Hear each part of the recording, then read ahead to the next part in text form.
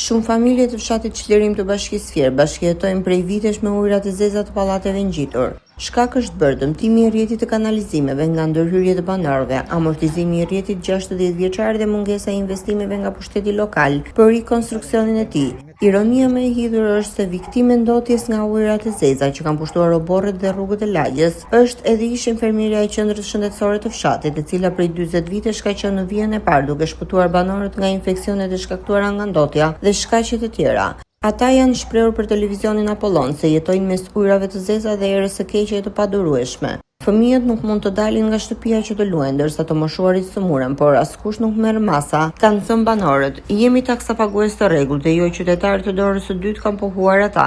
Duam zgjidhje dhe jo premtime. Bashkia ka detyrim, shprehen ata. Qelbëm, ujrat e zeza asnjëri s'bën zbëdor. Gjithë ujrat e zeza, gjithë posaçita ndajnë mbrapa. Neve do na zër kolera këtu. Nuk asnjë njeri nuk vë dorë këtu te ne. Jeni ankur? Po jemi ankuar, ka vajtur komunale, ai thot nuk ka ashtu festim apo. Nuk ka fond të ferma. Edhe prap njësoj jemi. Na mbytën ujrat e zeza të pallatit, ka dalë gjithë në borë. Kemi 3 vjet jam ankuar për kanalet e ujrave të zeza. Gjithë pallati këtu kalon mes Baçës dhe del Matan te shtëpia tjetër. Ande është pare e prishur, edhe këtu kanali ishte bllokuar pare, të tëra ujrat e zeza vjen, këtu nuk rrihet dot më. Mushkonja, edhe zik na kap kolera. Jemi ankuar, ata thonë s'kemi ponde, kur sa do presim për këto ponde.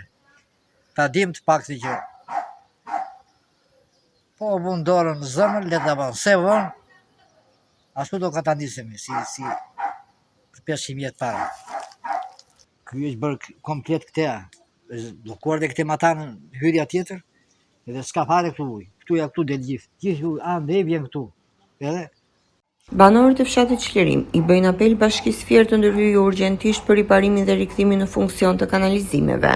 Me rritjen e temperaturave dhe rreziku për shëndetin e komunitetit taksapagues të fshatit Çlirim rritet çdo ditë, ndërsa ndërhyrja është emergjente që kushtet të ndryshojnë dhe ata të jetojnë si njerëz me dinjitet.